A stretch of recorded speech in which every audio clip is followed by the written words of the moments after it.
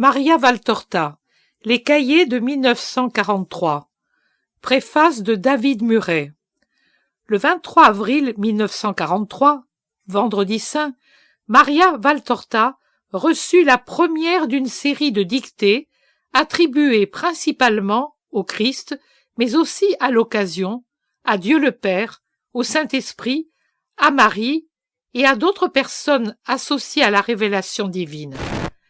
Ces dictées s'échelonneront sur de nombreuses années qui coïncident essentiellement avec l'époque pendant laquelle, en réponse à l'invitation du Christ, elle contempla les principaux épisodes de la vie du Rédempteur et en fit le récit. Cette nouvelle phase de son développement humain et surtout spirituel ne se manifesta pas tout à coup.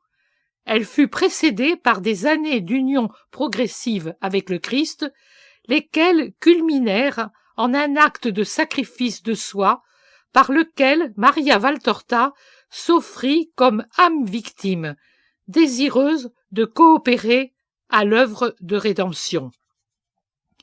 Clouée au lit à cause d'une grave infirmité qui ne faisait qu'empirer, pratiquement coupée de toute vie sociale normale et généralement incomprise par son entourage, elle s'épanouit sous l'inspiration constante et devint un auteur prolifique, même si elle ne cessa de maintenir que le contenu des dictées ou révélations n'était pas le fruit de sa propre création littéraire, mais qu'elle n'était qu'un instrument docile entre les mains de Dieu et qu'elle écrivait ce qu'elle entendait ou voyait.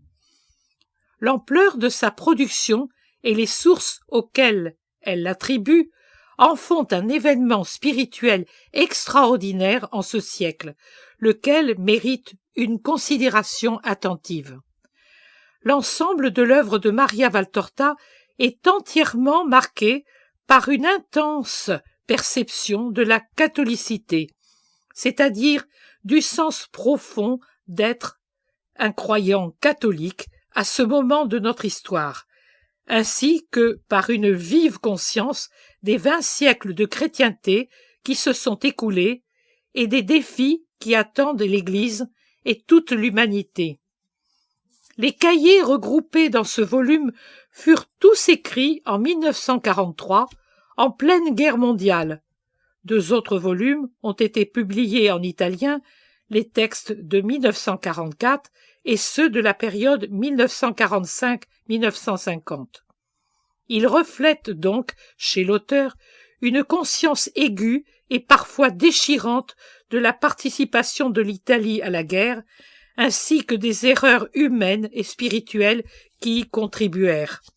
Ce souci de la part de l'auteur constitue la toile de fond de certaines observations du Christ sur des questions telles que l'abus de pouvoir, les proportions diaboliques de la guerre et la perte de la foi chrétienne dans de vastes secteurs de population.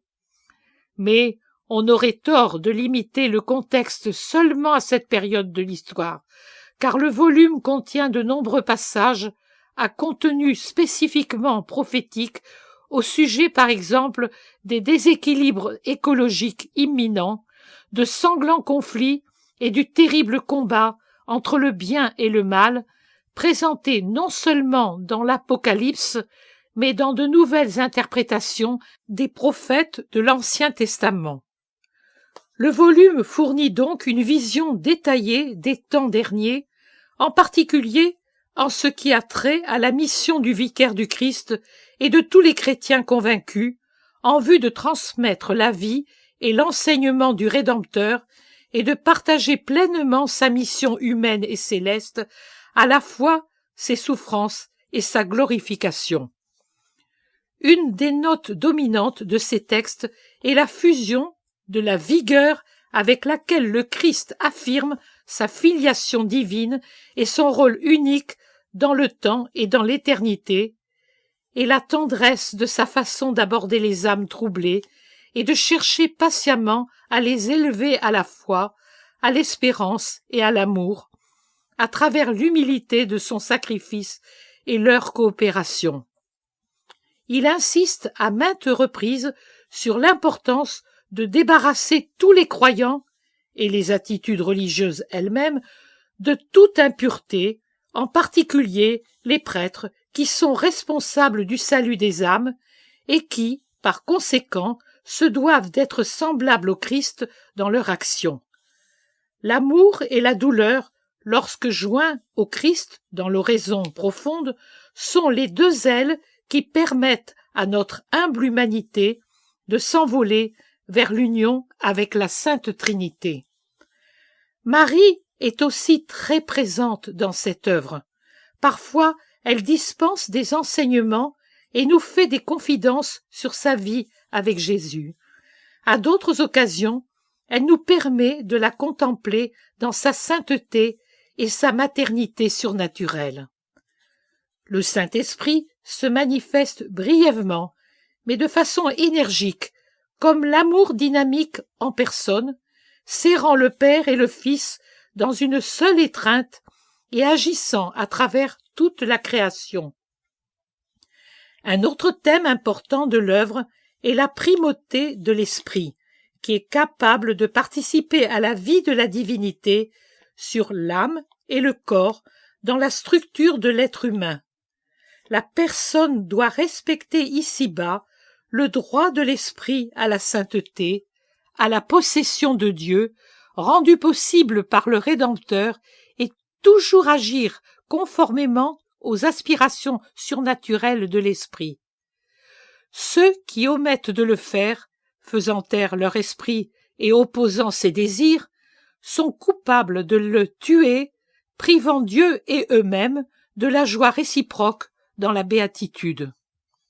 Ces cahiers appartiennent à une catégorie d'écrits mystiques bien connue dans l'Église catholique, celle des écrits qu'on appelle les révélations individuelles.